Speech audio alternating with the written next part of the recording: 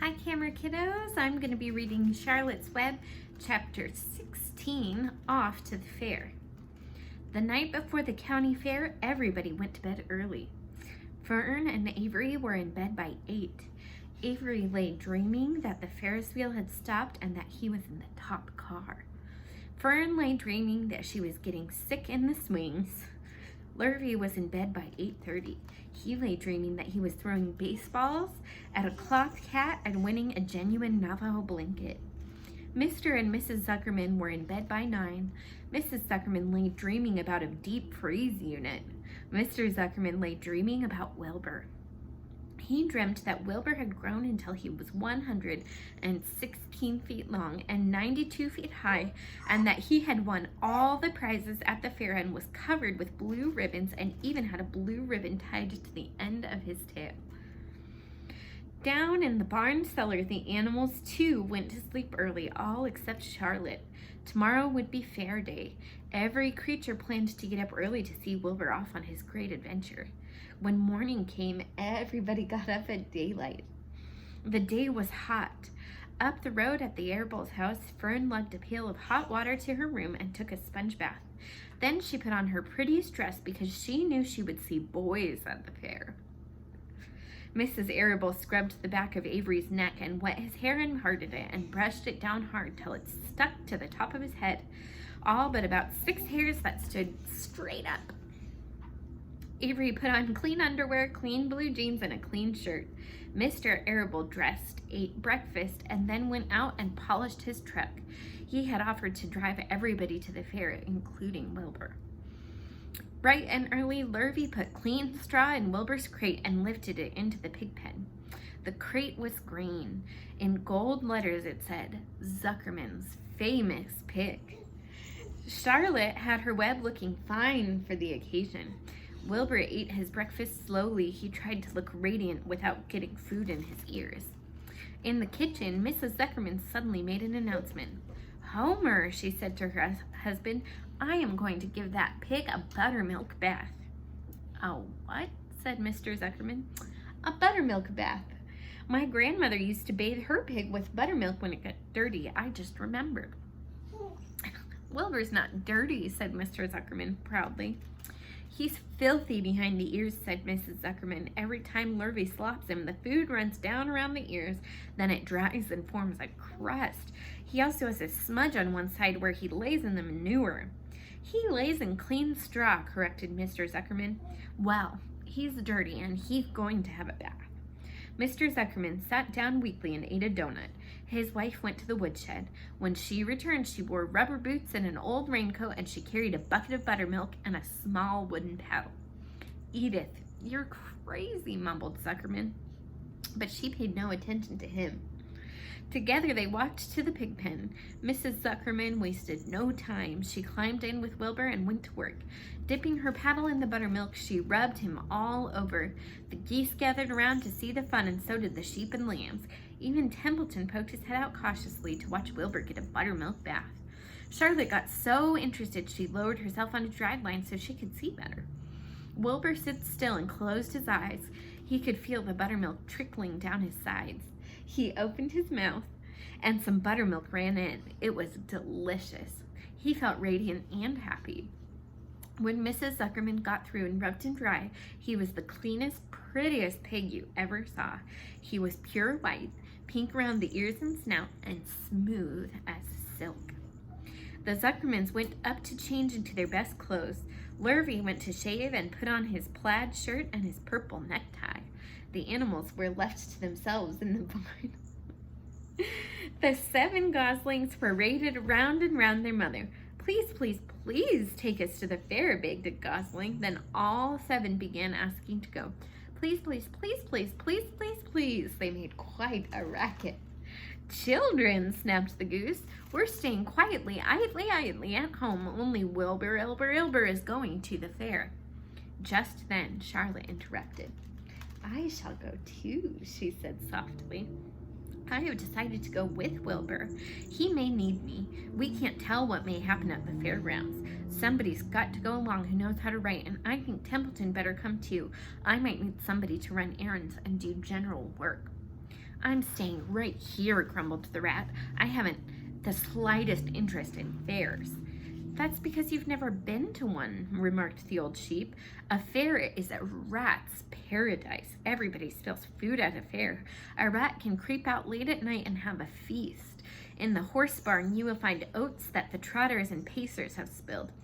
In the trampled grass of the infield, you will find old discarded lunchboxes containing the foul remains of peanut butter sandwiches, hard-boiled eggs, cracker crumbs, bits of donuts, and particles of cheese.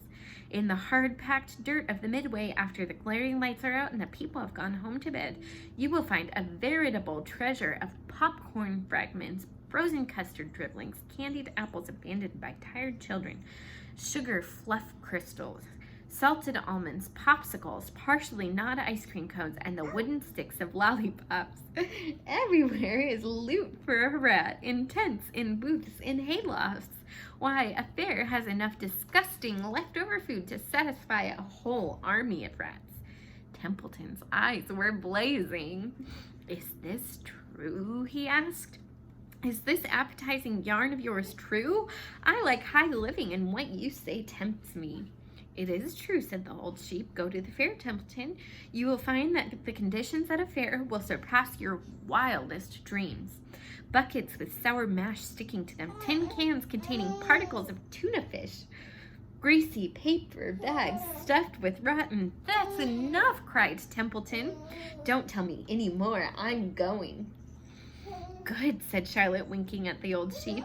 Now then, there is no time to be lost. Wilbur will be soon put into the crate. Templeton and I must get in the crate right now and hide ourselves.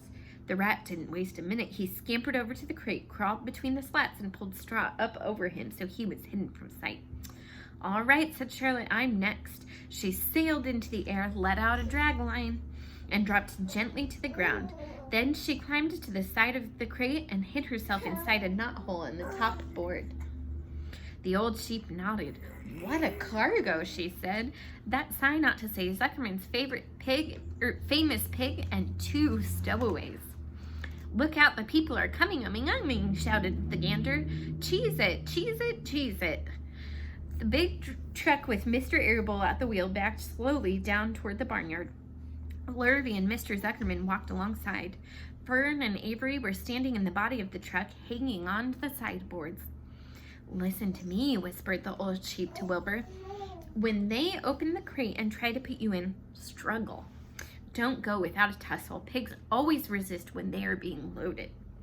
If I struggle, I'll get dirty, said Wilbur. Never mind that. Do as I say. Struggle. If you walk right into the crate without resisting, Zuckerman might think you were bewitched. He'd be scared to go to the fair. Templeton poked his head up through the straw. Struggle if you must, said he, but kindly remember that I'm hiding down here in this crate and I don't want to be stepped on or kicked in the face or pummeled or crushed in any way or squashed or buffeted about or bruised or lacerated or scarred or biffed. Just watch what you're doing, Mr. Radiant, when they get shoving you in. Be quiet, Templeton, said the sheep. Pull in your head. They're coming. Look, Radiant Wilbur. Lay low, Charlotte. Talk it up, geese.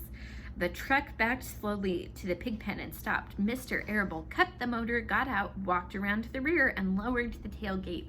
The geese cheered. Mr. Arable got out of the truck. Fern and Avery jumped to the ground. Mrs. Zuckerman came walking down from the house. Everybody lined up at the fence and stood for a moment, admiring Wilbur and the beautiful green crate. Nobody realized that the crate already contained a rat and a spider. That's some pig, said Mrs. Arable. He's terrific, said Lurvy. He's very radiant, said Fern, remembering the day he was born. Well, said Mrs. Zuckerman, he's clean anyway. The buttermilk certainly helped. Mr. Arable studied Wilbur carefully. Yes, he's a wonderful pig, he said. It's hard to believe that he was the runt of the litter. You'll get some extra good ham and bacon, Homer, when it comes time to kill that pig. Wilbur heard these words and his heart almost stopped. I think I'm going to faint, he whispered to the old sheep who was watching. Kneel down, whispered the old sheep. Let the blood rush to your head. Wilbur sank to his knees, all radiance gone, his eyes closed. Look, screamed Fern. He's fading away. Hey, watch me, yelled Avery, crawling on all fours into the crate. I'm a pig, I'm a pig. Avery's foot touched Templeton under the straw. What a mess, thought the rat. What fantastic creatures boys are. Why did I let myself in for this? The geese saw Avery in the crate and cheered. Avery, you get out of that crate this instant, commanded his mother. What do you think you are? I'm a pig, cried Avery, tossing handfuls of straw into the air. Oink, oink, oink. The truck is rolling away, Papa, said Fern. The truck, with no one at the wheel, had started to roll downhill. Mr. Arable dashed to the driver's seat and pulled on the emergency brake. The truck stopped. The geese cheered. Charlotte crouched and made herself as small as possible in the knothole so Avery wouldn't see her. Come on out at once, cried Mrs. Arable. Avery crawled out of the crate on hands and knees, making faces at Wilbur. Wilbur fainted away. The pig has passed out, said Mrs. Zuckerman. Throw water on him. Throw buttermilk, suggested Avery. The geese cheered. Lurvy ran for a pail of water. Fern climbed into the pen and knelt by Wilbur's side. It's sunstroke, said Zuckerman. The heat is too much for him. Maybe he's dead, said Avery. Come out of that pig pen immediately, cried Mrs. Arable. Avery obeyed his mother and climbed into the back of the truck so he could see better. Lurvy returned with cold water and dashed it on Wilbur. Throw some on me, cried Avery. I'm hot too. Oh, keep quiet, hollered Fern. Keep quiet. Her eyes were brimming with tears. That means her eyes were almost full of tears. They were about to start coming down her cheeks. Wilbur, feeling the cold water, came to. He rose slowly to his feet while the geese cheered.